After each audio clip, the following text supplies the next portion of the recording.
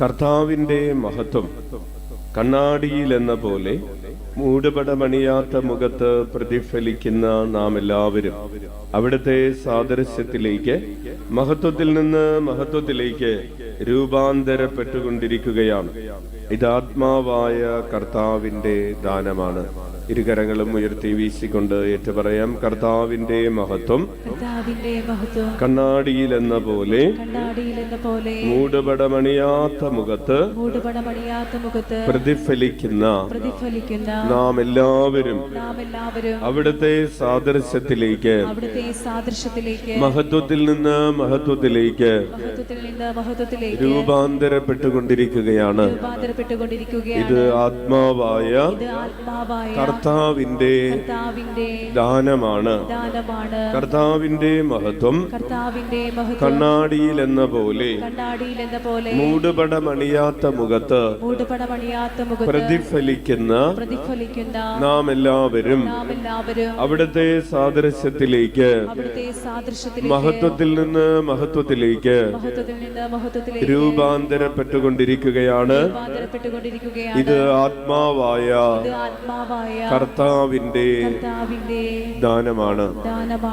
Price the Lord. Hallelujah. ഈശോയിൽ സ്നേഹം നിറഞ്ഞ ജോസഫച്ച, പ്രിയപ്പെട്ട സിസ്റ്റേഴ്സ്, സഹോദരരെ, ഈശോ മിശിഹായിക്ക് സ്തുതിയായിരിക്കട്ടെ. പരസ്പരം സ്തുതി ചൊല്ലാം. Price the Lord. ഹല്ലേലൂയ. വചന ശുശ്രൂഷയുടെ നേരത്ത് ആരും മുട്ടയിൽ വലിയുകയോ മറ്റേതെങ്കിലും കാര്യത്തിൽ ഏർപ്പെടുകയോ ചെയ്യരുത് എന്ന് സ്നേഹപൂർവ്വം ഓർമ്മിപ്പിക്കുന്നു. ഇരിക്കുക, വചനം കേൾക്കുക. നമ്മൾ പഠിച്ചുകൊണ്ടിരിക്കുന്ന വിഷയം എന്താണ്? അടുത്തിരിക്കുന്നവർക്കൊന്ന് സ്തുതി കൊടുത്തേ. ഈശോ മിശിഹായിക്ക് സ്തുതിയായിരിക്കട്ടെ. ഹല്ലേലൂയ. അടുത്തിരിക്കുന്നവരെ നോക്കി ഒന്ന് ഹല്ലേലൂയ പറഞ്ഞിട്ടൊന്ന് ചിരിച്ചേ. ഹല്ലേലൂയ. കുറച്ചുകൂടെ നന്നായിട്ട് ചിരിച്ചിട്ട് പറഞ്ഞേ. കുലുങ്ങി കുലുങ്ങി ചിരിച്ചിട്ട് പറഞ്ഞേ. അച്ഛനെ നോക്കി ഒന്ന് ചിരിച്ചിട്ട് പറഞ്ഞേ. ഈശോയെ നോക്കിയിട്ടൊന്ന് കുലുങ്ങാതെ ചിരിച്ചിട്ട് പറഞ്ഞേ. എല്ലാ പല്ലും കാണിച്ചൊന്ന് ചിരിച്ചിട്ട് പറഞ്ഞേ. Price the Lord. ഇവിടെ ഇരിക്കുന്ന ഒരു ചേച്ചി ഇങ്ങനെ കുലുങ്ങി കുലുങ്ങി ചിരിക്കുന്ന കണ്ടപ്പോഴാണ് അച്ഛൻ അത് പറഞ്ഞത് കേട്ടോ. അപ്പോൾ പ്രിയപ്പെട്ടവരെ, നമുക്ക് കർത്താവ് വലിയ അനുഗ്രഹങ്ങൾ ഈ ദിവസങ്ങളിലൊക്കെ തന്നുകൊണ്ടിരിക്കുകയാണ്. നമ്മൾ അമ്മ ത്രേസ്യയുടെ തിരുനാളിന് വേണ്ടി ഒരുങ്ങിക്കൊണ്ടിരിക്കുകയാണ്. ഇന്നടക്കം 8 വ്യാഴാഴ്ചകളാണ് തിരുനാളിന് മുമ്പുള്ളത്. 8 വ്യാഴാഴ്ചകൾ കഴിഞ്ഞാൽ അമ്മ ത്രേസ്യയുടെ തിരുനാളായി. ഈ വർഷത്തെ ഉരുൾ നേർച്ചയുടെ ഒക്ടോബർ 14-ാം തീയതിയിലെ ഉരുൾ നേർച്ചയുടെ പ്രത്യേകമായിട്ടുള്ള നിയോഗം ലഭിച്ച അനുഗ്രഹങ്ങൾക്ക് നന്ദി പറയുക എന്നുള്ളതാണ്. നമുക്ക് ലഭിച്ച അനുഗ്രഹങ്ങൾക്ക് നന്ദി പറഞ്ഞുകൊണ്ട് ഉരുൾ നേർച്ച ഒരു പരിഹാര പ്രവൃത്തിയാണ്. പക്ഷെ അതോട് എങ്ങനെയാണ് ഒരു പരിഹാര പ്രവൃത്തി നമുക്ക് നന്ദി പറഞ്ഞുകൊണ്ട് ചെയ്യാൻ കഴിയുന്നത്? നമുക്ക് ലഭിച്ച അനുഗ്രഹങ്ങൾക്ക് നമ്മൾ വേണ്ട വിധം നന്ദി പറഞ്ഞിട്ടില്ല എന്നത് നമ്മുടെ ഭാഗത്ത് നിന്ന് എന്താണ്? ഒരു പാപമാണ്, ഒരു കുറവാണ്. അതുകൂടെ കണക്കിലെടുത്ത് നമുക്ക് ഒക്ടോബർ 14-ാം തീയതി ഉരുൾ നേർച്ച നടത്തുമ്പോൾ പൊതുവായിട്ടുള്ള നിയോഗം നന്ദി പറയുക എന്നുള്ളതാണ്. അതുപോലെ തന്നെ നമ്മുടെ മറ്റുള്ള നിയോഗങ്ങൾ, വ്യക്തിപരമായിട്ടുള്ള നിയോഗങ്ങളൊക്കെ വെച്ച് നിങ്ങൾക്ക് ഉരുൾ നേർച്ച നടത്താവുന്നതാണ്. നിങ്ങൾക്ക് ഉപവാസമെടുത്ത് നൊയമ്പെടുത്തൊക്കെ അതിനുവേണ്ടി ഓരോരുത്തർക്ക് ദൈവം തരുന്ന പ്രചോദനങ്ങൾ അനുസരിച്ച് അതിനുവേണ്ടി ഒരുങ്ങാവുന്നതാണ്. Praise the Lord. ഹല്ലേലൂയ. ഹല്ലേലൂയ. നമ്മൾ ഈ ദിവസങ്ങളിൽ കഴിഞ്ഞ ആഴ്ച മുതൽ പഠിച്ചുകൊണ്ടിരിക്കുന്ന വിഷയം സൗഹൃദം എന്ന് പറയുന്ന ഒരു വിഷയമാണ്. എന്താണ് നമ്മൾ പഠിച്ചുകൊണ്ടിരിക്കുന്നത്? സൗഹൃദമാണ്. നമുക്ക് എന്താണ് സംഭവിച്ചുകൊണ്ടിരിക്കുന്നത്? രൂപാന്തരീകരണമാണ് സംഭവിച്ചുകൊണ്ടിരിക്കുന്നത്. ഏതവസ്ഥയിൽ നിന്നാണ് നമുക്ക് മാറ്റം വരുന്നത്? നമ്മൾ ആയിരിക്കുന്ന അവസ്ഥയിൽ നിന്ന് ആയിരിക്കേണ്ട അവസ്ഥയിലേക്ക് നമ്മൾ മാറുകയാണ്. ഓരോ വിശ്വാസിയും ആയിരിക്കേണ്ട അവസ്ഥയുടെ പേരെന്താണ്? ഈശോ എന്നാണ്. ഓരോ മനുഷ്യനും ഓരോ വിശ്വാസിയും ആയിരിക്കേണ്ട അവസ്ഥയാണ് ഈശോ. കൈയടിച്ച് കർത്താവിന് നന്ദി പറയാം. ഹല്ലേലൂയ. അപ്പോൾ നമ്മളോടുള്ള അവസാനത്തെ ചോദ്യം ഇതാണ്: നീ എത്രമാത്രം ഈശോയെ പോലെ ആയി? നിന്റെ കല്യാണം നടന്നോ എന്നുള്ളതല്ല അവസാനത്തെ ചോദ്യം. നിന്റെ വസ്തു ഇടപാട് നടന്നോ എന്നുള്ളതല്ല ചോദ്യം. നിനക്ക് സന്താന സൗഭാഗ്യം കിട്ടിയോ എന്നുള്ളതല്ല ചോദ്യം. നിന്റെ നടുവേദന മാറിയോ എന്നുള്ളതല്ല ചോദ്യം. നിന്റെ വീട് പണി കഴിഞ്ഞോ എന്നുള്ളതല്ല ചോദ്യം. നിന്റെ കടബാധ്യത മാറിയോ, നിനക്ക് ലോൺ കിട്ടിയോ, നിനക്ക് വിസ കിട്ടിയോ, പരീക്ഷ ജയിച്ചോ എന്നുള്ളതല്ല ചോദ്യം. ആത്യന്തികമായ ചോദ്യം, പരമമായ ചോദ്യം, നീ ഈശോയെ പോലെ ആയോ എന്നുള്ളതാണ്. നമുക്ക് എന്തൊക്കെ കിട്ടിയിട്ടും നമ്മൾ ഈശോയെ പോലെ ആയില്ലെങ്കിൽ നമ്മൾ ഒന്നും കിട്ടാത്തവരെ പോലെയാണ്. അപ്പോൾ നമ്മൾ സാക്ഷ്യങ്ങൾ വായിക്കുന്നുണ്ട്, നമ്മൾ സാക്ഷ്യങ്ങൾ പറയുന്നുണ്ട്, കേൾക്കുന്നുണ്ട്. മനുഷ്യൻ അസാധ്യമായത് കർത്താവ് നമുക്ക് ചെയ്തു തരുന്നുണ്ട്. എന്തിനു വേണ്ടിയാണ് കർത്താവ് ഇത് ചെയ്ത് തന്നത് എന്നാണ്. ഇല്ലേ, നമുക്ക് ഓരോ കാര്യങ്ങൾ, ഇപ്പോൾ നമുക്ക് തൊഴിലുറപ്പ് പദ്ധതി ഉണ്ട്. എന്തിനു വേണ്ടിയാണ് തൊഴിലുറപ്പ് പദ്ധതി ഉണ്ടായത്? സാമ്പത്തിക പുരോഗതി, പട്ടിണി കിടക്കാതിരിക്കാൻ വേണ്ടിയിട്ടാണ്. ജനങ്ങൾക്ക് ഒരു 100 ദിവസത്തെ തൊഴിലെങ്കിലും ഉണ്ടാവുകയും ഏറ്റവും പാവപ്പെട്ടവർക്ക് ഒരു 100 ദിവസത്തെ മിനിമം തൊഴിലെങ്കിലും ഉണ്ടാവുകയും ആ തൊഴിൽ ചെയ്ത് പട്ടിണി മാറ്റുക, പട്ടിണി കിടക്കാതിരിക്കുക, അത് ദാരിദ്ര്യ നിർമ്മാർജ്ജനത്തിന്റെ ഭാഗമാണ്. ഹല്ലേലൂയ. അങ്ങനെ സാമ്പത്തികമായി പിന്നോക്കം കിടക്കുന്നവരെ ഉയർത്തിക്കൊണ്ടുവരിക. അപ്പോൾ ആ പദ്ധതിക്ക് എന്തുണ്ട്? ഒരു പർപ്പസ് ഉണ്ട്. ഇതുപോലെ ഈശോ നമുക്ക് ഒരു കാര്യം ചെയ്തു തരുമ്പോൾ, ഈശോ നമുക്കൊരനുഗ്രഹം തരുന്നു. ഈശോ നമ്മെ മനുഷ്യൻ അസാധ്യമായത് നമുക്ക് ചെയ്തു തരുമ്പോഴൊക്കെ നമുക്ക് ഈശോയ്ക്ക് എന്തുണ്ട്? ഒരു പദ്ധതി ഉണ്ട്. എന്താണ് ആ പദ്ധതി? ആ പദ്ധതി എന്ന് പറയുന്നത്, പ്രിയപ്പെട്ടവരെ, നമ്മൾ ഓരോരുത്തരും ഈശോയെ കണ്ടുകൊണ്ടിരുന്ന് കേട്ടുകൊണ്ടിരുന്ന് ഈശോയെ ആസ്വദിച്ചു കൊണ്ടിരിക്കുകയും നമ്മൾ ഈശോയെ പോലെ ഈശോയുടെ പക്വതയുടെ മനുഷ്യത്വത്തിന്റെ പൂർണ്ണതയ്ക്ക് അനുസരിച്ച് പക്വതയാർന്ന മനുഷ്യരാവുകയും ചെയ്യുക എന്നുള്ളതാണ്. കൈയടിച്ച് കർത്താവിന് നന്ദി പറയാം. ഉച്ചത്തിൽ വിളിക്കാം: ഈശോയേ, ഈശോയേ. അപ്പോൾ നമുക്ക് അത്യന്തികമായി ലഭിക്കുന്നത് അനുഗ്രഹമല്ല, അനുഗ്രഹദാതാവിനെയാണ്. നമ്മൾ ഈശോയുടെ കയ്യിലുള്ളത് മേടിക്കാൻ വന്നവരല്ല. ചേട്ടന്റെ കയ്യിലുള്ളത് എനിക്ക് നിങ്ങൾ തന്നു പോയിക്കോ. കയ്യിലുള്ളത് മേടിക്കാൻ വന്നവരല്ല, കർത്താവിനെ, ആ അനുഗ്രഹം കൊടുക്കുന്നവനെ സ്വന്തമാക്കാൻ വന്നവനാണ്. അനുഗ്രഹം സ്വന്തമാക്കുക എന്നതിനേക്കാൾ അനുഗ്രഹം നൽകുന്നവനെ തന്നെ എനിക്ക് സ്വന്തമാക്കണം. കൈയടിച്ച് കർത്താവിന് നന്ദി പറയാം. പ്രിയപ്പെട്ടവരെ, അതാണ് അമ്മ ത്രേസ്യ പഠിപ്പിക്കുന്നത്. നമ്മൾ നമ്മുടെ തിരുനാളിനെ മാതൃകാ തിരുനാൾ എന്നാണ് വിളിക്കുന്നത്. എന്താണ് പ്രിയപ്പെട്ടവരെ മാതൃകാ തിരുനാൾ? ചില ആളുകൾ ചോദിച്ചു, എന്താ മാതൃകാ തിരുനാൾ? മാതൃകാ തിരുനാൾ വിശുദ്ധരെ ദൈവം തരുന്നത് 2 പ്രത്യേക കാര്യങ്ങൾക്ക് വേണ്ടിയാണ്. എന്തിനു വേണ്ടിയാണ് ഒരാളെ വിശുദ്ധനായിട്ട് പ്രഖ്യാപിക്കുന്നത്? അയാൾ ഈ ലോകത്തിനു വേണ്ടി മധ്യസ്ഥം വഹിക്കാൻ വേണ്ടി സ്വർഗത്തിൽ ഇതാ ദൈവം ഒരു കൃപ കൊടുത്തിരിക്കുകയാണ്, മധ്യസ്ഥൻ. അപ്പൊ നമ്മള് കേട്ടിട്ടുണ്ടാവും, മധ്യസ്ഥ തിരുനാൾ എന്ന് കേട്ടിട്ടുണ്ടാവും, ഇല്ലേ? പരിശുദ്ധ കർമ്മലാദയുടെ മധ്യസ്ഥ തിരുനാൾ, വിശുദ്ധ അന്തോണീസിന്റെ മധ്യസ്ഥ തിരുനാൾ. ഈ വിശുദ്ധരൊക്കെ നമുക്ക് വേണ്ടി എന്ത് ചെയ്യുകയാണ്?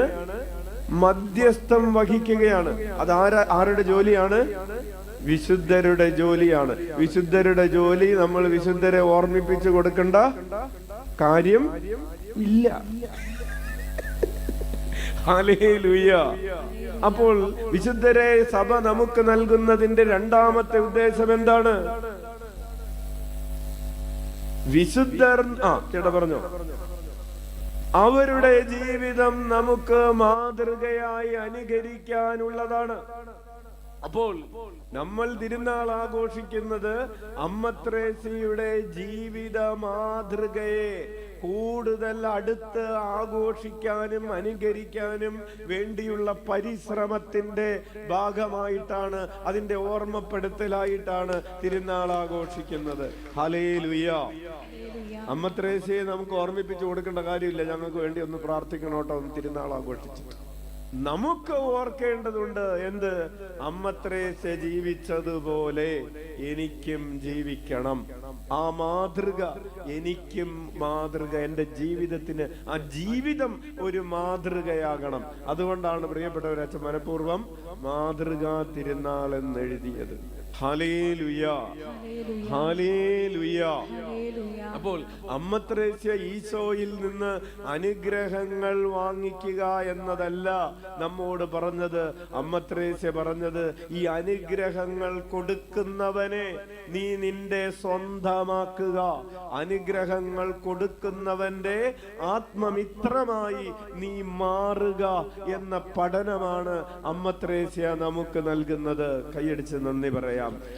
അവന്റെ കയ്യിലുള്ളത് എങ്ങനെ മേടിച്ചെടുക്കാം എന്ന സൂത്രമല്ല, അവനെ തന്നെ എങ്ങനെ നേടിയെടുക്കാം എന്ന തന്ത്രമാണ്.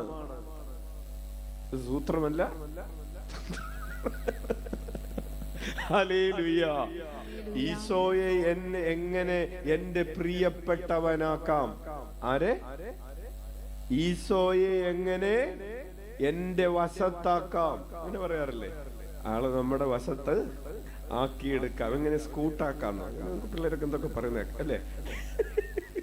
ഈശോയെ എങ്ങനെ എന്റെ വശത്താക്കാം എന്നതിന്റെ തന്ത്രമാണ് നമ്മൾ പഠിച്ചുകൊണ്ടിരിക്കുന്നത്. വളരെ പ്രധാനപ്പെട്ടതാണ്. അച്ഛൻ വിചാരിച്ചത് ഇന്ന് ഈ പ്രസംഗം പറയുമ്പോ ഇവിടെ പിള്ളേരും യുവതി യുവാക്കളും ഒന്നും ഉണ്ടാവില്ല എന്നാ വിചാരിച്ചത്. ഇന്ന് ക്ലാസ് ഇല്ലേ? കുറെ പിള്ളേരിവിടെ ഉണ്ടല്ലോ. Hallelujah, hallelujah. അപ്പൊ നിങ്ങൾക്ക് സന്തോഷമുള്ള എങ്ങനെ ഫ്രണ്ട് ആക്കാം അല്ലേ, എങ്ങനെ ചങ്കാകാം എന്നാണ് അമ്മ ത്രേസ്യ നമ്മെ പഠിപ്പിക്കുന്നത്. പ്രിയപ്പെട്ടവരെ, കഴിഞ്ഞ ആഴ്ച നമ്മൾ അതിന്റെ പ്രാരംഭ പഠനങ്ങൾ പറഞ്ഞ് അവസാനിപ്പിച്ചിരുന്നു. നമ്മൾ പറഞ്ഞു ഈശോയെ എങ്ങനെയാണ് നമ്മൾ ഫ്രണ്ട് ആകുന്നതിന്റെ ഒന്നാമത്തെ തലം എന്താണ് പറഞ്ഞത് ഓർക്കുന്നുണ്ടോ? കൂടിക്കാഴ്ചകൾ നടത്തണം, വീണ്ടും വീണ്ടും എന്ത് ചെയ്യണം? കാണണം. പിന്നെ എന്താണ്? സംഭാഷണം നടത്തണം. ആരുമായിട്ട് കൂടിക്കാഴ്ച? ആരുമായിട്ടാണ്? ചില ആളുകൾ പള്ളിയിൽ വരുന്നത് തന്നെ വേറെ ആളുകളുമായിട്ട് റബ്ബർ തോട്ടത്തിലിരുന്ന് കൂടിക്കാഴ്ച നടത്താനാണ്. Hallelujah, praise the Lord. അപ്പോൾ കൂടിക്കാഴ്ചകൾ നടത്തണം, സംഭാഷണങ്ങൾ നടത്തണം. അങ്ങനെ സംഭാഷണം നടത്തുമ്പോ ഇഷ്ടങ്ങൾ മനസ്സിലാക്കണം. ആരുടെ ഇഷ്ടം മനസ്സിലാക്കണം? ഈശോയുടെ ഇഷ്ടം മനസ്സിലാക്കണം. നാലാമതായി പരസ്പരം ആഗ്രഹിക്കണം. ആരെ ആഗ്രഹിക്കണം? ഈശോ തരുന്നത് സാക്ഷ്യം കേൾക്കുമ്പോ അതുപോലെ എനിക്കും വീട് പണി നടത്തണമെന്നല്ല ആഗ്രഹിക്കേണ്ടത്, ഈശോയെ വേണം എന്നാഗ്രഹിക്കണം. അഞ്ചാമതായി പരസ്പരം ത്യാഗമേറ്റെടുക്കാൻ തയ്യാറാകണം. ഈശോയ്ക്ക് ഇഷ്ടമില്ലാത്തതെല്ലാം എന്നിൽ നിന്ന് വേണ്ട എന്ന് വെക്കാനും ഈശോയ്ക്ക് ഇഷ്ടമുള്ളതെല്ലാം എനിക്ക് വേണമെന്ന് വെക്കാനും ആഗ്രഹിക്കുന്ന തലമാണ് ത്യാഗങ്ങൾ ഏറ്റെടുക്കുന്ന തലം. Hallelujah, hallelujah. ഒരു ഉദാഹരണം പറഞ്ഞാൽ, സിനിമ കാണുന്നത് ഈശോയ്ക്ക് ഇഷ്ടമല്ല എന്ന് വിചാരിക്കുക. അപ്പൊ എന്ത് ചെയ്യുന്നു? എന്നാ എനിക്കും വേണ്ട എന്ന് ത്യാഗമെടുക്കുന്നു. ഓക്കെ. ഇനി നീ 1 മണിക്കൂർ വചനം കേൾക്കുന്നതാണ് ഇഷ്ടം എന്ന് ഈശോയ്ക്ക് ഇഷ്ടം എന്ന് വിചാരിക്കുക. അപ്പൊ എന്ത് ചെയ്യുന്നു? 1 മണിക്കൂർ വചനം. അപ്പൊ വേണ്ടാത്തത്, ഈശോയ്ക്ക് ഇഷ്ടമില്ലാത്തത് എന്നിൽ നിന്ന് എടുത്ത് മാറ്റി. അതൊരു ത്യാഗമാണ്. ഈശോയ്ക്ക് ഇഷ്ടമുള്ളത് ഞാൻ അഭ്യസിക്കാൻ തുടങ്ങുന്നു. അതും ഒരു ത്യാഗമാണ്. അപ്പോൾ അഞ്ചാമത്തെ തലം എന്ന് പറയുന്നത് ത്യാഗമേറ്റെടുക്കുന്ന സ്ഥലമാണ്, ഒരു തലമാണ്. ആറാമതായി പരസ്പരം മഹത്വപ്പെടുത്തുന്ന തലമാണ്. ഞാൻ എൻ്റെ ചിന്തകളിൽ വാക്കുകളിലൊക്കെ ആരെ കുറിച്ചാണ് പറയുന്നത്? ഈശോയെ കുറിച്ചാണ് പറയുന്നത്. നമ്മൾ ഒരു ഉദാഹരണം പറഞ്ഞായിരുന്നു. വിവാഹം ഉറപ്പിച്ചതിന് ശേഷം ചെറുക്കനെ കുറിച്ച് പറഞ്ഞു നടക്കുമ്പോ 100 നാവാണ് അല്ലേ? ഹല്ലേലൂയ. കെട്ടാൻ പോകുന്ന പെണ്ണിനെ കുറിച്ചും അവളുടെ വീട്ടുകാരെ കുറിച്ചും ചെറുക്കനെ കുറിച്ചും അവളുടെ വീട്ടിൽ എന്തൊരു നല്ല വീട്, എന്തൊരു നല്ല മാതാപിതാക്കള്, എന്തൊരു പ്രാർത്ഥനയുള്ളവര്, എന്തൊരു ഭക്തിയുള്ളവര് എന്നൊക്കെ പറഞ്ഞില്ലേ? ഓർക്കുന്നില്ലേ? ഹല്ലേലൂയ, ഹല്ലേലൂയ. അപ്പോൾ പരസ്പരം മഹത്വപ്പെടുത്തുന്ന ഈശോയുടെ നന്മകൾ പറഞ്ഞു നടക്കുന്ന സ്ഥലമാണ്. ഹല്ലേലൂയ. പിന്നെ അടുത്ത തലം എന്ന് പറയുന്നത് വിവാഹ നിശ്ചയത്തിന്റെയും മനസ്സമ്പദത്തിന്റെയും വിവാഹത്തിന്റെയും ഒക്കെ തലമാണ്. അത്രയും പറഞ്ഞതിന് ശേഷം നമ്മൾ പറഞ്ഞു എങ്ങനെയാണ് ഈ ബന്ധത്തിൽ വളരുന്നതിന്റെ ഒരു 4 തലങ്ങൾ. അമ്മ ത്രേസ്യ പറയുന്ന 4 തലങ്ങളെ കുറിച്ച് പറഞ്ഞു. എന്താണ് ഒന്നാമത്തെ തലം? അനുതപിക്കാനും പാപങ്ങളേറ്റ് പറയാനുമുള്ള ഒരു വില്ലിങ്നെസ്. ഞാൻ തെറ്റ് ചെയ്തു പോയി, എന്റെ ജീവിതത്തിൽ ഇതുവരെ എനിക്ക് പലതരത്തിലുള്ള വീഴ്ചകൾ വന്നുപോയി, ഈശോയാകുന്ന സ്നേഹിതനെ ഞാൻ മൈൻഡാക്കിയില്ല. അങ്ങനെ പറയാറ്. അവൻ എന്നെ ഇപ്പോ മൈൻഡാക്കുന്നില്ല. അപ്പൊ നീ എന്ത് ചെയ്യും? അവനോട് പോയി പണി നോക്കാൻ പറയും. എന്നിട്ട് മൈൻഡാക്കുന്നവന്റെ പിറകെ പോണം അല്ലേ? അപ്പൊ നമ്മൾ കർത്താവിനെ മൈൻഡാക്കാതെ നടന്ന കാലഘട്ടങ്ങളെ ഓർത്ത് അനുതപിക്കുക. 2 മാരക പാപങ്ങൾ ഉപേക്ഷിക്കുന്ന തലം. 3 ദൈവത്തെ ഒരു തരത്തിലും വേദനിപ്പിക്കുകയില്ല എന്ന് തീരുമാനമെടുക്കുന്ന തലം. 4 ക്രിസ്തുവിനെ പ്രതിയുള്ള സ്നേഹത്താൽ സ്വയം മറന്നിരിക്കുന്ന തലം. കൈയടിച്ച് കർത്താവിന് നന്ദി പറയാം. ഹല്ലേലൂയ. ഈശോയോടുള്ള സ്നേഹം അത്രമേൽ പ്രധാനപ്പെട്ടതായതുകൊണ്ട് ഞാൻ എൻ്റെ തന്നെ സുഖങ്ങളോ സൗകര്യങ്ങളോ, കിടക്കുന്നതോ എഴുന്നേൽക്കുന്നതോ ഇരിക്കുന്നതോ യാത്ര ചെയ്യുന്നതോ ഭക്ഷണം കഴിക്കുന്നതോ എന്തെങ്കിലും കാണുന്നതോ എന്തെങ്കിലും നേടുന്നതോ ഒന്നും ഞാൻ എനിക്ക് വേണ്ടി തന്നെ ആഗ്രഹിക്കുന്നില്ല. പ്രിയപ്പെട്ടവരെ, ചില കുടുംബങ്ങളിൽ ചില അമ്മമാരെ കണ്ടിട്ടില്ലേ? അവരെ കുറിച്ച് ഒന്നും ആലോചിക്കുന്നില്ല. അവർക്ക് വെളുപ്പിന് എഴുന്നേൽക്കാൻ മടിയില്ല, രാത്രി വൈകി കിടക്കാനും. ഏറ്റവും ഒടുവിൽ അമ്മയാണ് കിടന്നത്, ഏറ്റവും ആദ്യം അമ്മയാണ് എഴുന്നേറ്റത്. കാലത്ത് മുതൽ വൈകിട്ട് വരെ അവൾ ഇങ്ങനെ സ്വയം മറന്ന് കൊച്ചുങ്ങളെ സ്കൂളിൽ വിടണം, ഭർത്താവിന് ജോലിക്ക് പോകണം, തുണി അലക്കണം, വീട് വൃത്തിയാക്കണം, മുറ്റമടിക്കണം, പാത്രം കഴുകണം, അപ്പോൾ ഉച്ചയ്ക്ക് ഭക്ഷണം കഴിക്കാൻ വരുന്നവർക്ക് ഭക്ഷണം കൊടുക്കണം. അങ്ങനെ കാലത്ത് വെളുപ്പിന് എഴുന്നേറ്റ് രാത്രി കിടക്കുന്നത് വരെ തന്നെ കുറിച്ച് ഒരു ചിന്തയുമില്ലാതെ അടുപ്പിന്റെ അടുത്ത് നിന്ന ഗ്ലാമർ പോകുമെന്ന് അമ്മ ചിന്തിക്കുന്നുണ്ടോ? ഉണ്ടോ? കലം കഴുകി കഴിയുമ്പോ കൈയുടെ സോഫ്റ്റ്നെസ് പോകുമെന്ന് അമ്മമാര് ചിന്തിക്കുന്നുണ്ടോ? ഡ്രസ്സ് കഴുകുമ്പോ എന്റെ നഖത്തിന്റെ പോളിഷ് പോകുമെന്ന് ചിന്തിക്കുന്നു? ഇല്ല. ഇതൊന്നും ചിന്തിക്കാതെ നടുവേദന ഇല്ലാഞ്ഞിട്ടാണോ? കാലുവേദന മുട്ടുവേദന ഇല്ലാഞ്ഞിട്ടാണോ കാലത്തോടെങ്കിൽ വൈകുന്നേരം വരെ അടുക്കളയിൽ നിന്നത്? അല്ല. ഒരു വേദന ഇല്ലാത്തതുകൊണ്ടാണോ? അല്ല. അപ്പൊ എല്ലാ വേദനയും സഹിക്കുമ്പോഴും എല്ലാ വേദനയും മറന്ന് സ്നേഹത്തെ പ്രതി, കൊച്ചുങ്ങളെ പ്രതി, മക്കളെ പ്രതി ഒക്കെ ഇങ്ങനെ അധ്വാനിക്കുന്ന അമ്മമാരുടെ ചിത്രമെന്ന് മനസ്സിലെടുത്താൽ മതി. ഇതാണ് പ്രിയപ്പെട്ടവരെ സ്നേഹത്തിന്റെ 4ാമത്തെ തലമെന്ന് പറയുന്നത്. നമുക്ക് മനുഷ്യരോടുള്ള സ്നേഹത്തെ പ്രതി നമ്മുടെ തന്നെ പലതും മറക്കാൻ പറ്റും ഇല്ലേ? അപ്പച്ചന്മാർക്ക് കിടന്നുറങ്ങാൻ മനസ്സില്ലാത്തതുകൊണ്ടാണോ കിടന്നുറങ്ങാൻ പറ്റുന്നില്ല? കൊതു കുത്തുന്നു എന്ന് വിചാരിച്ചിട്ടാണോ 2 മണിക്ക് എഴുന്നേറ്റ് റബ്ബർ വെട്ടാൻ പോയത്? ആണോ? അല്ല. കിടന്നുറങ്ങിയ കൊച്ചിന്റെ ഫീസ് കൊടുക്കാൻ പറ്റില്ല, അതുകൊണ്ടാണ്. അപ്പോൾ അതുപോലെ കുടുംബത്തെ പ്രതി സ്വയം മറക്കുന്നത് പോലെ നിനക്ക് ഈശോയെ പ്രതി സ്വയം മറക്കാൻ പറ്റുമോ? ഈശോയെ പ്രതി നീ സ്വയം മറന്ന് സ്വന്തം സുഖവും ആരോഗ്യവും ബഹുമാനവും ഒന്നും കണക്കിലെടുക്കാതെ ഈശോയെ പ്രതി ജീവിക്കുന്ന തലമാണ്. 4 തലങ്ങൾ നമ്മൾ പറഞ്ഞു. അതിനുശേഷം ഈ സൗഹൃദത്തിന്റെ തലത്തിലെത്തിയവരുടെ 5 അടയാളങ്ങൾ നമ്മൾ പറഞ്ഞു. 1, ക്രിസ്തുവിനോടുള്ള സൗഹൃദം അത്രമേൽ പ്രധാനപ്പെട്ടതായതുകൊണ്ട് എല്ലാ ഭൗതിക വസ്തുക്കളോടും ഒരവജ്ഞയുണ്ടാകുന്നു. സ്വന്തം നന്മ ആഗ്രഹിക്കുന്നില്ല, മണവാളനായ ക്രിസ്തുവിന്റെ നന്മയാണ്. അമ്മ ത്രേസ്യ തന്റെ തന്നെ ജീവിതത്തെ കുറിച്ച് പറയുകയാണ്, രോഗമില്ലാത്തതായി ഒരു ദിവസം പോലും എന്റെ ജീവിതത്തിൽ ഉണ്ടായതായി ഞാൻ ഓർക്കുന്നില്ല. അതുകൊണ്ടാണ് അമ്മ ത്രേസ്യയെ രോഗികൾക്ക് വേണ്ടി പ്രാർത്ഥിക്കുന്നതിനുള്ള പ്രത്യേക മധ്യസ്ഥയായി തിരുസഭ നൽകിയിട്ടുള്ളത്. കൈയടിച്ച് നന്ദി പറയാം. അപ്പോൾ മൂന്നാമതായി, കർത്താവിനെ സ്നേഹിക്കുന്നവരോടൊപ്പം മാത്രം സന്തോഷിക്കുക. ഞാൻ ഈശോയെ സ്നേഹിക്കുന്ന ഒരാളാണ്, ഈശോയെ സ്നേഹിക്കാത്ത ഒരു ഗ്യാങ്ങിൽ പോയി എനിക്ക് സന്തോഷിക്കാൻ പറ്റുകയില്ല, പോവരുതെന്നാണ്. Hallelujah, hallelujah. നാലാമതായി, ഈ ലോക ജീവിതം മടുത്തു തുടങ്ങുന്നു, കർത്താവിനോടുകൂടെ ആയിരുന്നാൽ മതി എന്ന് വിചാരിക്കുന്നു. Praise the Lord. അഞ്ചാമതായി, ദൈവം എനിക്ക് നൽകിയിരിക്കുന്ന അവസരങ്ങൾ, എനിക്ക് നന്മ ചെയ്യാൻ ലഭിച്ചിരിക്കുന്ന അവസരങ്ങൾ, ഈശോയെ സ്നേഹിക്കാൻ ലഭിച്ചിരിക്കുന്ന അവസരങ്ങൾ, ഈശോയോടുള്ള എന്റെ സ്നേഹത്തെ പ്രകടിപ്പിക്കാൻ എനിക്ക് ലഭിക്കുന്ന അവസരങ്ങൾ പാഴാക്കി കളയുമോ എന്ന ഭയമുണ്ടാകുന്നു. പ്രിയപ്പെട്ടവരെ, ഇത്രയും കാര്യങ്ങളാണ് കഴിഞ്ഞ ക്ലാസ്സിൽ നമ്മൾ പറഞ്ഞത്.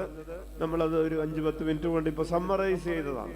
ഇനി ഈശോയുമായി, അപ്പോൾ നമ്മൾ ചോദിക്കുന്ന ഒരു ചോദ്യമുണ്ട്, ഈശോയുമായി സൗഹൃദത്തിലായിരിക്കാൻ, ഈശോയുടെ ചങ്കായി തീരാൻ എനിക്ക് എന്ത് ചെയ്യാൻ കഴിയും? What should I do to become a good friend of Jesus? ഈശോയുടെ ഉറ്റ ചങ്ങാതിയാകാൻ ഞാൻ എന്ത് ചെയ്യണം? അതാണ് ചോദ്യം.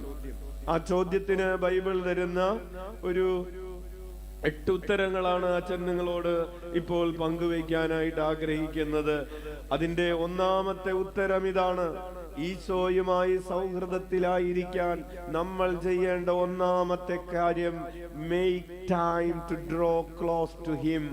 ഈശോയുടെ അടുത്തിരിക്കാൻ നീ സമയം കണ്ടെത്തുക എന്നതാണ്.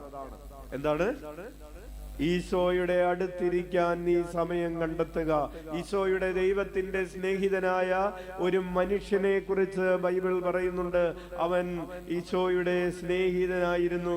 സ്നേഹിതനോട് എന്നതുപോലെ അവനോട് സംസാരിച്ചു. ആരെ കുറിച്ചാണത്? മോശയെ കുറിച്ചാണ്. പുറപ്പാടിന്റെ പുസ്തകം 33-ാം അധ്യായം 11-ാമത്തെ തിരുവചനം എഴുതി വെച്ചിട്ട് വചനം എടുക്കാം. പുറപ്പാട് 33:11.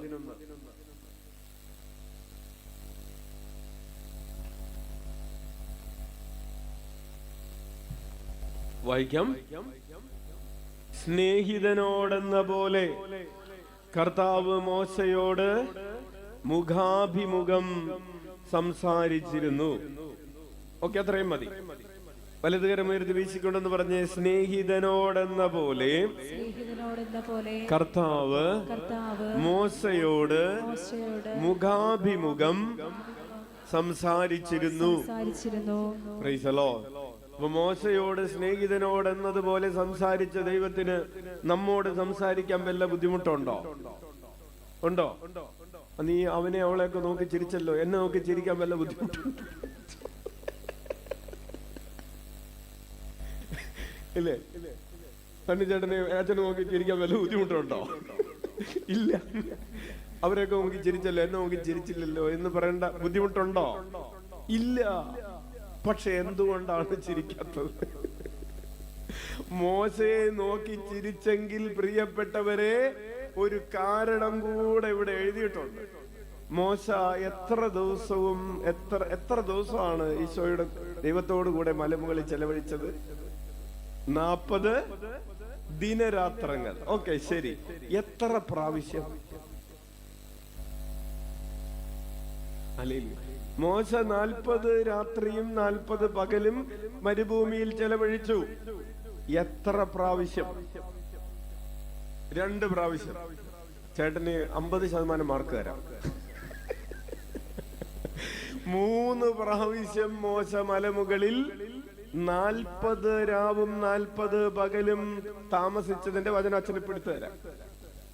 അപ്പൊ 3 പ്രാവശ്യം. ഒന്ന് എടുത്തോ. നിയമാവർത്തന പുസ്തകം 9-ാം അധ്യായം 9-ാമത്തെ തിരുവചനം. അത് സീനായി മലമുകളിൽ വായിച്ചോ. 1 നിയമാവർത്തന പുസ്തകം 9-ാം അധ്യായം 9-ാമത്തെ തിരുവചനം വായിക്കാം. കർത്താവ് നിങ്ങളുമായി നടത്തിയ ഉടമ്പടിയുടെ കൽപ്പലകൾ വാങ്ങാനായി മലമുകളിൽ കയറി. തിന്നുകയോ കുടിക്കുകയോ ചെയ്യാതെ ഞാൻ 40 പകലും 40 രാവും അവിടെ ചെലവഴിച്ചു. ദൈവത്തോട് മുഖം കണ്ടുകൊണ്ട് 40 രാവും 40 പകലും. അതിന്റെ ഒടുവിൽ എന്ത് കിട്ടി? നിയമം കിട്ടി. അതായത് പെന്തക്കോസ്തയുടെ സമയം എന്നാണ് അതിനെ പറയുന്നത്. ദൈവം നിയമം കൊടുത്ത ആ സമയത്തെ പെന്തക്കോസ്ത ദിനത്തിന്റെ ആയിട്ട് ബന്ധപ്പെടുത്തിയാണ് പറയാറ്. അപ്പോൾ ഒന്നാമത്തെ തലം എന്താണ്? ഒന്നാമത്തെ തലം കൽപ്പലകകൾ വാങ്ങാനായിട്ട് പോവുകയാണ്. ദൈവം മേഘത്തിൽ വന്ന് പ്രത്യക്ഷപ്പെട്ടു, ദൈവം സംസാരിച്ചു, ദൈവം നിയമങ്ങളൊക്കെ കൊടുത്തു. അതിനുശേഷം മോശ പോയി അവിടെ മലമുകളിൽ കിടക്കാണ്. കിടന്നു കഴിയുമ്പോഴാണ് ദൈവം ഇത് എഴുതി കൊടുക്കുന്നത്. കൽപ്പലകകളിൽ ദൈവം ഈ 40 രാവും 40 പകലും കഴിയുമ്പോൾ എഴുതി കൊടുത്ത് ഈ പലകകളുമായി താഴത്തേക്ക് വരുന്ന മോശ. ഓക്കെ, താഴത്തേക്ക് വരുമ്പോ എന്ത് സംഭവിച്ചു? അവിടെയാണ് ഇവൻ താഴത്തേക്ക് വരുമ്പോ, അതാണ് നിയമാവർത്തന പുസ്തകം 9-ാം അധ്യായം 12 മുതൽ 18 വരെയുള്ള തിരുവചനങ്ങൾ. അച്ഛൻ വേഗം വായിക്കാം. അവിടെ നിന്ന് എന്നോട് പറഞ്ഞു, എഴുന്നേറ്റ് അതിവേഗം താഴേക്ക് പോവുക. 40 രാവും 40 പകലും കഴിഞ്ഞു. എന്തെന്നാൽ നീ ഈജിപ്തിൽ നിന്ന് കൊണ്ടുവന്ന നിന്റെ ജനം തങ്ങളെ തന്നെ ദൂഷിപ്പിച്ചിരിക്കുന്നു. ഞാൻ കൽപ്പിച്ച വഴിയിൽ നിന്ന് അവർ പെട്ടെന്ന് വ്യതിചലിച്ചു. അവർ തങ്ങൾക്ക് വേണ്ടി ഒരു വിഗ്രഹം വാർത്തിരിക്കുന്നു. കർത്താവ് വീണ്ടും എന്നോട് പറഞ്ഞു, ഞാൻ ഈ ജനത്തെ കാണുന്നു, ദുശാഠ്യക്കാരായ ഒരു ജനം. അവരെ നശിപ്പിച്ച് ആകാശത്തിന് കീഴിൽ നിന്ന് അവരുടെ പേര് പോലും ഞാൻ നിർമാർജനം ചെയ്യാൻ പോകുന്നു. എന്നെ തടയരുത്. അവരെക്കാൾ ശക്തവും വലുതുമായ ഒരു ജനത്തെ നിന്നിൽ നിന്ന് ഞാൻ പുറപ്പെടുവിക്കും. ഞാൻ മലമുകളിൽ നിന്ന് ഇറങ്ങിപ്പോന്നു. മോശ പറയാണ്. അപ്പോഴും മല കത്തിയെരികയായിരുന്നു. ഉടമ്പടിയുടെ 2 പലകകൾ എന്റെ കൈകളിൽ ഉണ്ടായിരുന്നു. കാളക്കുട്ടിയുടെ വിഗ്രഹം വാർത്ത് നിങ്ങളുടെ ദൈവമായ കർത്താവിനെതിരായി നിങ്ങൾ പാപം ചെയ്തിരിക്കുന്നുവെന്ന് ഞാൻ കണ്ടു.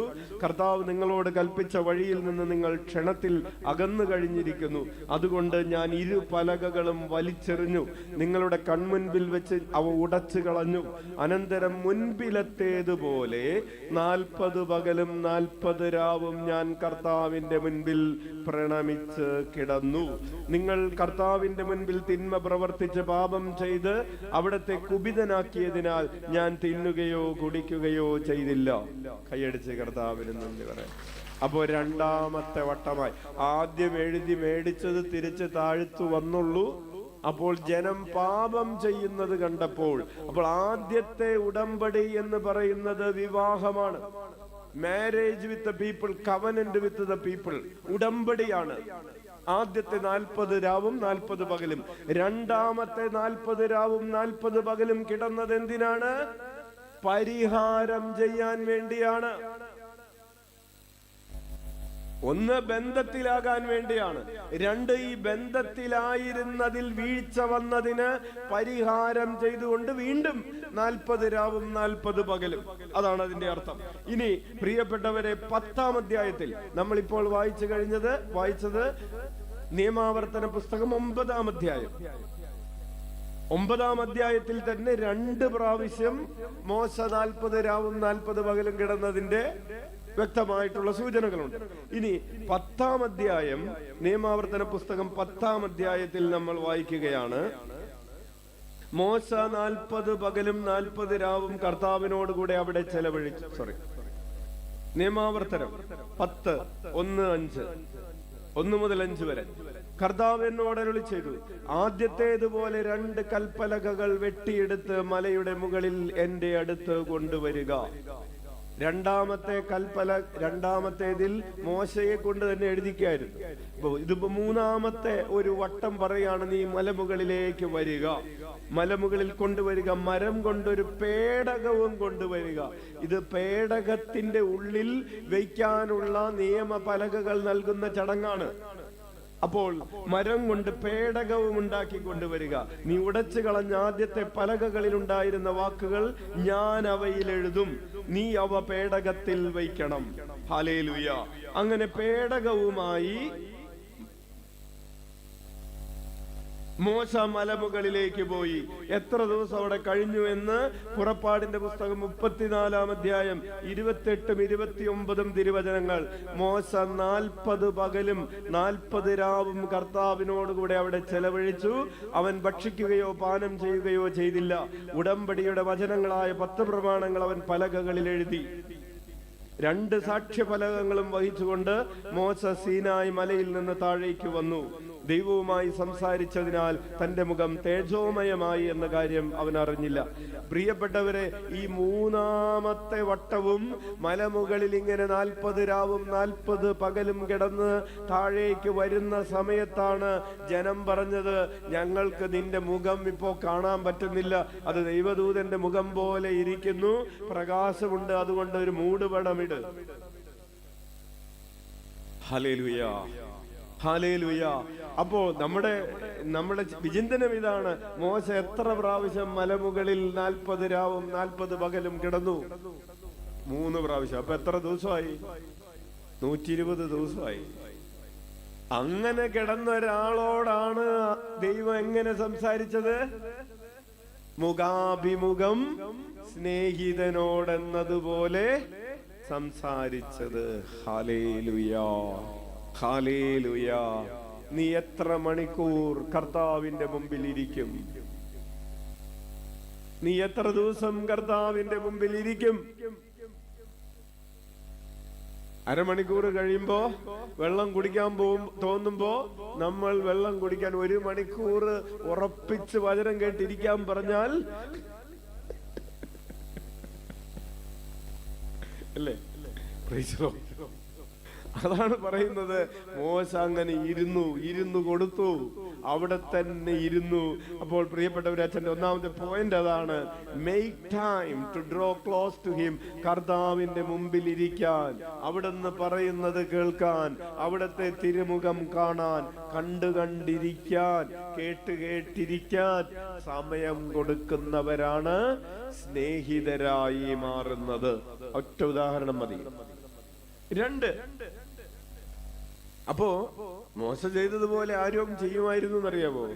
അമ്മ ത്രേസ്യയും അതുപോലെ ചെയ്യുമായിരുന്നു. ചില ദിവസങ്ങളിലൊക്കെ അമ്മ ത്രേസ്യ സ്വന്തം ഗവൺമെന്റിന്റെ അകത്ത് കൂടാതെ പുറത്ത് ഒരു സെപ്പറേറ്റ് സെല്ലുണ്ട്. അവിടെ പോയി ആരും കാണാതെ 2-3 ദിവസമൊക്കെ ആ മുറിയിൽ ഇരിക്കും. അവിടെ ഇരുന്നിട്ട് ചില ദിവസങ്ങളിൽ അപ്പൊ ഭക്ഷണം കൊണ്ടുവരുന്നവരെ പോലും ഭക്ഷണം ചില ദിവസങ്ങളിൽ ആവശ്യമുള്ള ദിവസം പുറത്തു കൊണ്ടുവന്ന് വച്ചിരിക്കും. ആവശ്യമുണ്ടെങ്കിൽ എടുത്ത് കഴിച്ചിട്ട് പുറത്ത് തന്നെ പാത്രം വെക്കും. കോവിഡിന്റെ സമയത്ത് നമ്മൾ ക്വാറന്റൈനിൽ ഇരുന്നില്ലേ, അത് തന്നെ. കോവിഡിന്റെ കാര്യം ഓർത്താൽ മതി. ഇല്ല, എന്തോരം സമയമായിരുന്നു അല്ലേ? അപ്പോൾ അതുപോലെ കോവിഡ് ആണെന്ന് വിചാരിച്ച് മുറി പൂട്ടി അകത്ത് ഇരിക്കുക. ഹല്ലേലൂയ. ഇനി 2-ാമത്തെ കാര്യമാണ് ദൈവത്തെ ഭയപ്പെടുക. റിവോർ ഹിം, അതായത് ദൈവത്തെ ബഹുമാനിക്കുകയും ഭയപ്പെടുകയും ചെയ്യുന്നവർക്കാണ് ദൈവം തന്റെ സൗഹൃദം നൽകുന്നത്. സങ്കീർത്തനങ്ങൾ എഴുതി വയ്ക്കാം. സങ്കീർത്തനങ്ങൾ 25:14. സങ്കീർത്തനങ്ങൾ 25:14 വായിക്കാം.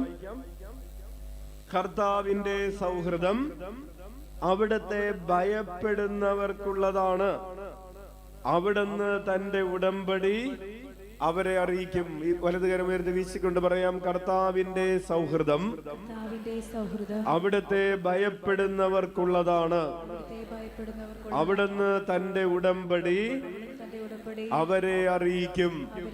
ഇരുകരങ്ങളും ഉയർത്തി വീശിക്കൊണ്ട് പറയാം, കർത്താവിന്റെ സൗഹൃദം അവിടുത്തെ ഭയപ്പെടുന്നവർക്കുള്ളതാണ്.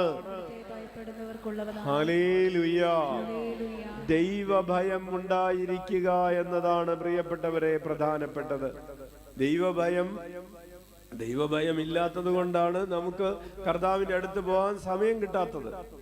കാലത്ത് തന്നെ 6:30 കുർബാന. 6:30 കുർബാനയ്ക്ക് പോകണമെങ്കിൽ എഴുന്നേൽക്കാൻ പറ്റുന്നില്ല. 9 മണിക്കാണ് എഴുന്നേറ്റ് വരുന്നത്. അത് ദൈവഭയമില്ലാത്തതിന്റെ ഒരു അടയാളം കൂടെയാണ്. അപ്പോൾ അച്ഛന് പ്രിയപ്പെട്ട 2 സ്ത്രീകളുണ്ട്. അതായത് അവരെ കുറിച്ച് വിജാതീയരായിട്ടുള്ള സ്ത്രീകളാണ്. അവരെ കുറിച്ച് വചനം പറയുകയാണ്, അവര് ദൈവഭയമുള്ളവരായിരുന്നു. പുറപ്പാടിന്റെ പുസ്തകം 1-ാം അധ്യായം 15 മുതൽ 17 വരെയുള്ള തിരുവചനങ്ങൾ അച്ഛൻ വായിക്കുകയാണ്. പുറപ്പാട് 1:15 മുതൽ 17 വരെ. ദൈവഭയമുണ്ടായിരുന്ന 2 സ്ത്രീകൾ. അവർ രാജാവിനെ ഭയപ്പെട്ടില്ല, ജോലി പോകും എന്ന് ഭയപ്പെട്ടില്ല, തങ്ങളുടെ ഉറക്കം പോകുമെന്ന് ഭയപ്പെട്ടില്ല, അവർ തങ്ങളുടെ ജീവൻ പോകുമെന്ന് പോലും ഭയപ്പെട്ടില്ല. അവർ ദൈവത്തെ ഭയപ്പെട്ടു. അവരുടെ ഉള്ളിൽ ദൈവഭയമുണ്ടായിരുന്നു. ഹല്ലേലൂയ. അച്ഛൻ വായിക്കുന്നു പുറപ്പാട് 1:15 മുതൽ. ഈജിപ്ത് രാജാവ് ഷിഫ്ര പൂവ എന്നു പേരായ 2 അവര് വിജാതിയരല്ല, ഹെബ്രായ സൂതികർമ്മിണികളോട് പറഞ്ഞു, നിങ്ങൾ ഹെബ്രായ സ്ത്രീകൾക്ക് പ്രസവ ശുശ്രൂഷ നൽകുമ്പോൾ ശ്രദ്ധിക്കുവിൻ. പിറക്കുന്നത് ആൺകുട്ടിയെങ്കിൽ അവനെ വധിക്കണം, പെൺകുട്ടിയെങ്കിൽ ജീവിച്ചു കൊള്ളട്ടെ. എന്നാൽ ആ സൂതികർമ്മിണികൾ ദൈവഭയമുള്ളവരായതിനാൽ രാജാവ് പറഞ്ഞതുപോലെ ചെയ്തില്ല. രാജാവിനോട് പോയി പണി നോക്കാൻ പറഞ്ഞു. ആര്? ഈ പാവപ്പെട്ട ചേച്ചിമാര്. രാജാവല്ല, വേറെ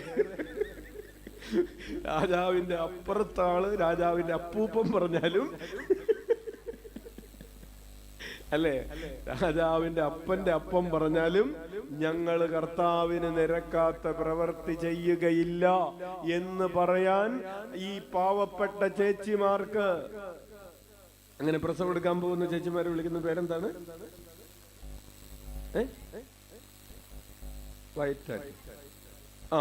അപ്പോ ആ ചേച്ചിമാർക്ക് എന്തുണ്ടായിരുന്നു? നട്ടെല്ലുണ്ടായിരുന്നു. ഞങ്ങള് കർത്താവിനെ ഭയപ്പെടുന്നവരാണ്, രാജാവിനെ ഭയപ്പെടുന്നവരല്ല.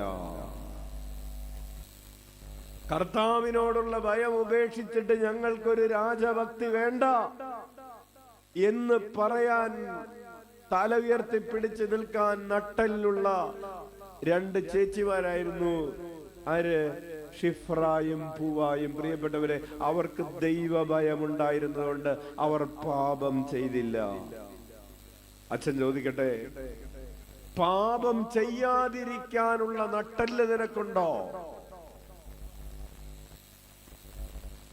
നമ്മൾ ആണത്തം കാണിക്കുന്നതും ധൈര്യം കാണിക്കുന്നതും തിന്മ ചെയ്യുന്നതിലുള്ള പരാക്രമവും വീരശൂര്യ പരാക്രമവും ഒക്കെ തിന്മ ചെയ്യുന്നതില്, പാപം ചെയ്യുന്നതിലുള്ള കേമത്തം കാണിച്ചുകൊണ്ടാണ് ആണാണെന്ന് തെളിയിക്കുന്നത്. നിനക്ക് പാപം ചെയ്യാതിരിക്കാനുള്ള, പാപത്തിൽ വീഴാതിരിക്കാനുള്ള നട്ടെല്ലുണ്ടോ കുഞ്ഞേ എന്നാണ് ചോദ്യം. ആണായിക്കൊള്ളട്ടെ പെണ്ണായിക്കൊള്ളട്ടെ, പാപം ചെയ്യാതിരിക്കാനുള്ള നട്ടെല്ലുണ്ടോ?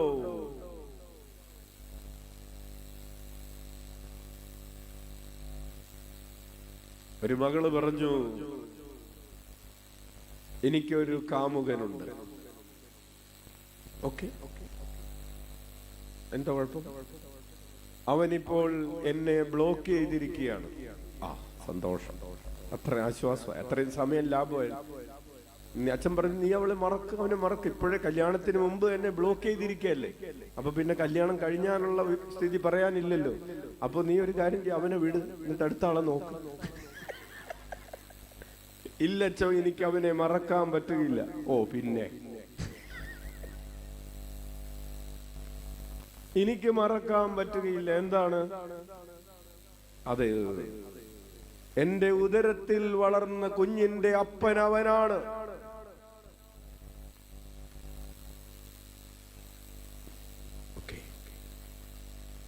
എന്നിട്ട്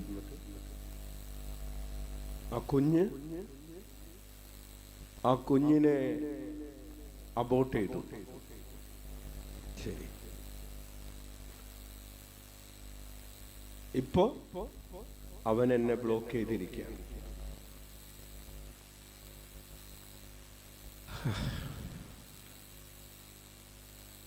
പ്രിയപ്പെട്ടവരെ, അതിൽ കൂടുതൽ അച്ഛൻ പോകുന്നില്ല, അത്ര മതി. ചോദ്യം ഇതാണ്, പാപം ചെയ്യാതിരിക്കാനുള്ള നട്ടെല്ലുണ്ടോ എന്ന്? ദൈവഭയമുണ്ടോ? നമുക്ക് ദൈവ ഭയമില്ലാത്തത് കൊണ്ട് മാമോദീസയ്ക്ക് കൊച്ചിനെയും കൊണ്ട് പോകുന്ന അപ്പനും കള്ളു കുടിച്ചിട്ട് പോവാണ്.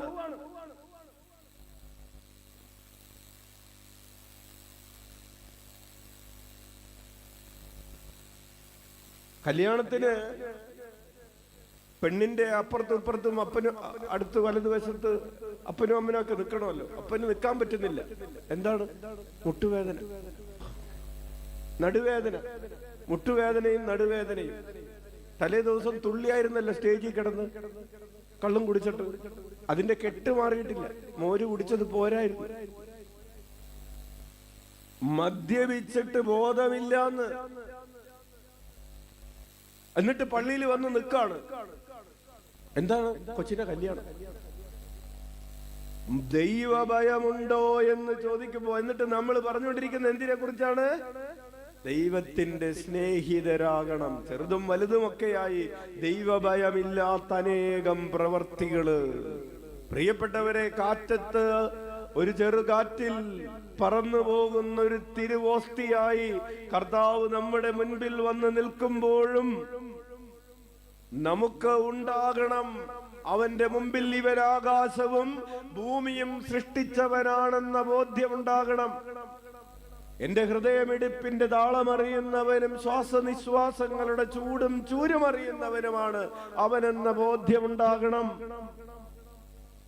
കർത്താവ് ചോദിക്കുന്നുണ്ട്, നിങ്ങൾ എന്നെ ദൈവമെന്ന് വിളിക്കുന്നു, എന്നിട്ട് എന്നോടുള്ള ബഹുമാനം എവിടെ? എന്നോടുള്ള ഭയം എവിടെ? നിങ്ങൾ എന്നെ സർവാധിപൻ എന്ന് വിളിക്കുന്നു, എല്ലാം അറിയുന്നവൻ എന്ന് വിളിക്കുന്നു, എന്നിട്ട് എന്നോടുള്ള ഭയം എവിടെ? ദൈവഭയമില്ലാതെ ചെയ്തു കൂട്ടുന്ന പ്രവർത്തികൾ. പ്രിയപ്പെട്ടവരെ, ചെറൂറീസയിൽ ഒരു കാര്യം ഓർക്കാണ്. കുർബാന നടക്കുന്ന ചെറിയ ചാപ്പല്, വികാരനൊന്നുമില്ല, ചെറിയ ചാപ്പല്. ഈ ചെറിയ ചാപ്പലിന്റെ ഉള്ളിലേക്ക് ഒരു ചെടി ഇങ്ങനെ വളർന്നു വന്ന് നിൽക്കാണ്. അച്ഛൻ ചോദിച്ചു, ഇതേത് ചെടിയാണ്? പള്ളിയുടെ അകത്തേക്ക് വന്നിട്ട് അതൊന്നും ഒടിച്ചു കളഞ്ഞിട്ടില്ല. അയ്യോ അച്ഛൻ, അത് ഒടിച്ചു കളയില്ല. എന്താണ്? അത് കഞ്ചാവിന്റെ ചെടിയാണ്.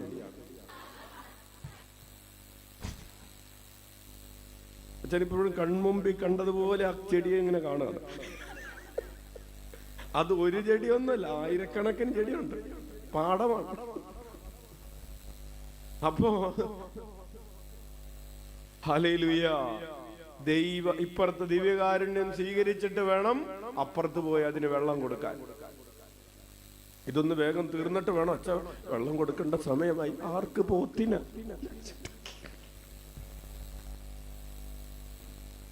നിങ്ങൾക്കറിയാം, അച്ഛൻ കുർബാന തുടങ്ങിയ കുറച്ച് നീണ്ടുപോകും, ഒരു 4 മണിക്കൂറൊക്കെ എടുക്കും.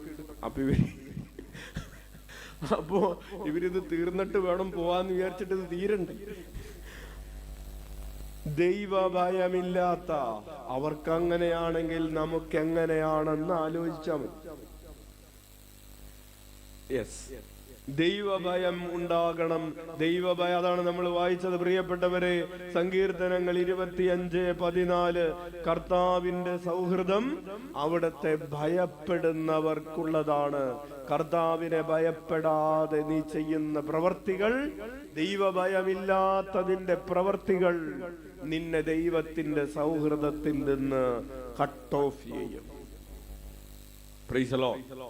ഇനി അപ്പോൾ അത്രയും മതി ദൈവത്തോടുള്ള ആ ഭയത്തെ കുറിച്ചുള്ള കാര്യങ്ങൾ. മറ്റൊരു ഉദാഹരണമുള്ളത് കൊർന്നേലിയസിനെ കുറിച്ച് വചനം പറയുകയാണ്. കൊർന്നേലിയസിനെ കുറിച്ച് അപ്പോസ്തല പ്രവർത്തനങ്ങൾ 10:2.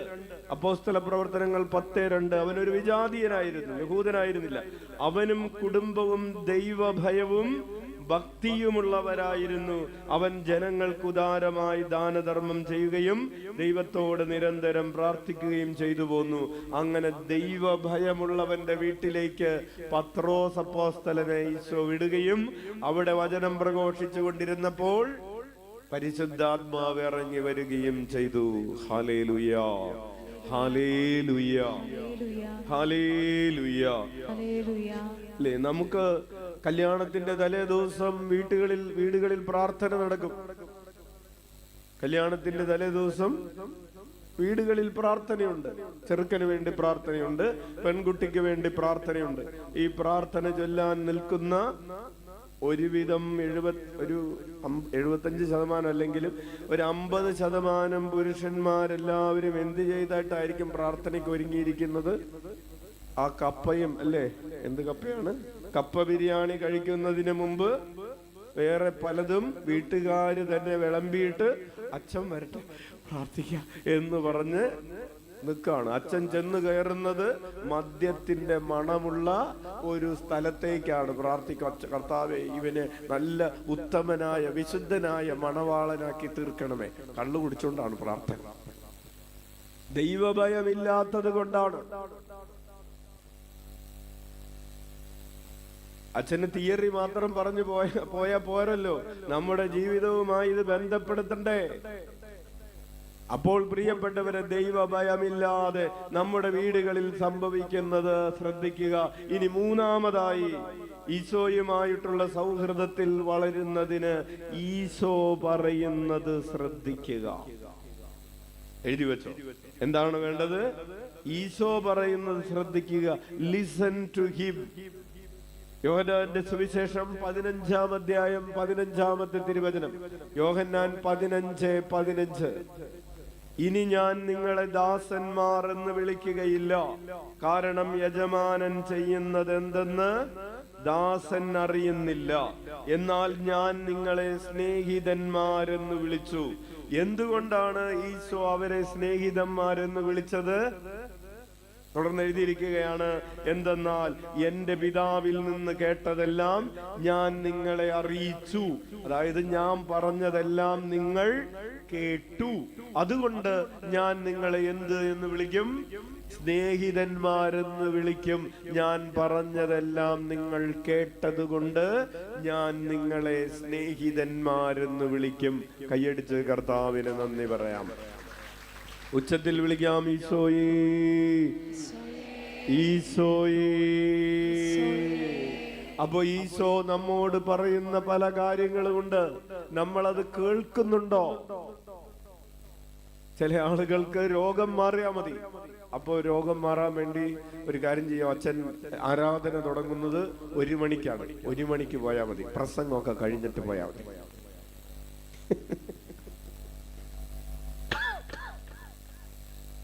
ഹല്ലേലൂയ. പ്രിയപ്പെട്ടവരെ, നമ്മൾ കർത്താവ് പറയുന്നത് കേൾക്കാൻ, അവിടുന്ന് ക്ഷമിക്കാൻ പറഞ്ഞത് നീ കേട്ടോ? ഇല്ല. സഹോദരന് വഴിവിട്ട് കൊടുക്കാൻ പറഞ്ഞത് നീ കേട്ടോ? ഇല്ല. ധനമോഹത്തിന്റെയും ദുരാഗ്രഹങ്ങളുടെയും പിറകെ പോകരുതെന്ന് പറഞ്ഞത് നീ കേട്ടോ? ഇല്ല, കേട്ടില്ല. കേൾക്കാതെ എന്ത് ചെയ്തു? ഒരു സഹോദരൻ വന്നിട്ട് പറഞ്ഞു, ഹൈ റിച്ചിൽ നിക്ഷേപിക്കൂ എന്ന് പറഞ്ഞു. എത്ര കൊടുത്തു? 20 ലക്ഷം കൊടുത്തു. അച്ഛാ, അത് തിരിച്ചു കിട്ടോ?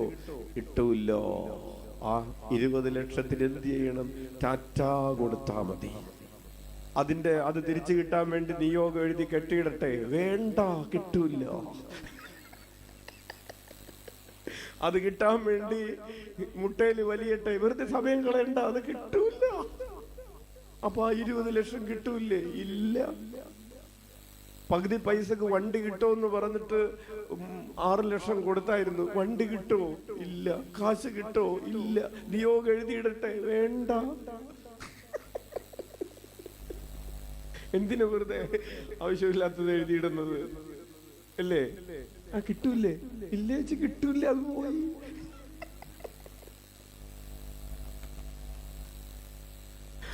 പ്രിയപ്പെട്ടവരെ, നമ്മൾ കർത്താവ് പറയുന്നത് കേൾക്കാതെ ഈ നാട്ടിലുള്ള പലരും പറഞ്ഞത് കേട്ടു. കർത്താവ് പറഞ്ഞത് കേൾക്കാൻ സമയം ഉണ്ടായില്ല. അവിടെയും ഇവിടെയും കൊണ്ടുപോയി കാശിട്ടു. ഇരട്ടി കിട്ടുമെന്ന് പറഞ്ഞ് ഇവിടെ ഇരിക്കുന്ന ഒരു ചേച്ചി, ഇവിടെ അച്ഛൻ്റെ ഇടതുവശത്തിരിക്കുന്നുണ്ട്, ഒരു ചേച്ചി കൊണ്ടുപോയി 1000 രൂപ ഇട്ടു. പെട്ടെന്ന് തന്നെ 10,000 രൂപയോ 1,00,000 രൂപയോ ആയി കിട്ടുമെന്ന് പറഞ്ഞത് കൊണ്ട് ഇട്ടതാണ്. ഇനി അതിൽ ഒരു പ്രാവശ്യം ഇട്ട് കഴിഞ്ഞപ്പോൾ ചേച്ചിക്ക് എന്തോ ഒരു പ്രയാസം, അല്ലേ ചേച്ചി? അപ്പോൾ ഇവിടെ വന്നിട്ട് അച്ഛനോട് ചോദിച്ചു, അച്ഛൻ ഇനി അതിനകത്ത് കാശ് കൊടുക്കണോ? അച്ഛൻ പറഞ്ഞു, ഇനി അതിനകത്ത് കൊടുക്കണ്ട. അപ്പൊ ഇട്ട 1000 അതിനൊരു ടാറ്റ കൊടുത്താക്ക്. പോയത് പോയി, ഇനി പോകാതെ നോക്ക്. കർത്താവ് പറയുന്നു, നീ ക്ഷമിക്കുക, നീ ആകുലപ്പെടരുത്. കർത്താവ് നമ്മളോട് പല കാര്യങ്ങളും, ആകുലപ്പെടരുത്, നീ വിശ്വസിച്ച് പ്രാർത്ഥിക്കുക. വിശ്വസിച്ച് പ്രാർത്ഥിച്ചിട്ട് വിശ്വസിക്കുന്നു എന്നിട്ട് കിട്ടുമല്ലോ അല്ലേ?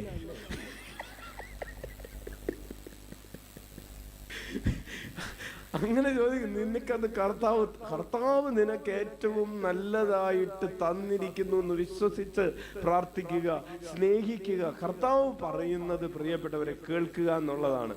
അവിടുന്ന് സംശയിക്കാതെ കേൾക്കുക. അച്ഛൻ അവസാനിപ്പിക്കുകയാണ്. അതിന് 3 എണ്ണമാണ് പറഞ്ഞത്. ഈശോയുമായിട്ടുള്ള സൗഹൃദത്തിൽ വളരുന്നതിനുള്ളൊരു 3 കാര്യങ്ങളാണ് ഈ അമ്മ ത്രേസ്യ നമ്മെ പഠിപ്പിക്കുന്ന ഈശോയുമായിട്ടുള്ള സൗഹൃദത്തിന്റെ തലങ്ങള്, ഈശോയുമായിട്ടുള്ള ബന്ധത്തിൽ എങ്ങനെ വളരണം എന്നതിന്റെ കുറച്ചുകൂടെ നമ്മൾ ബൈബിള് തികഞ്ഞ് മുന്നോട്ട് പോവുകയാണ്. അപ്പോൾ ഈശോയുമായി സൗഹൃദത്തിലാകാൻ ഈശോയുടെ കൂടെ ഇരിക്കുക. 2, അവിടുത്തെ ഭയപ്പെടുക. Hallelujah, hallelujah. അതുകൊണ്ടാണ് ഭയപ്പെടുക. സുഭാഷിതങ്ങളുടെ പുസ്തകം 1:7 നമ്മൾ വായിക്കുന്നുണ്ടല്ലോ, ദൈവഭക്തിയാണ് അറിവിന്റെ ഉറവിടം. ഭോഷന്മാർ ജ്ഞാനത്തെയും പ്രബോധനത്തെയും പുച്ഛിക്കുന്നു, ദുഷ്ടസമ്പർക്കം വെടിയുക.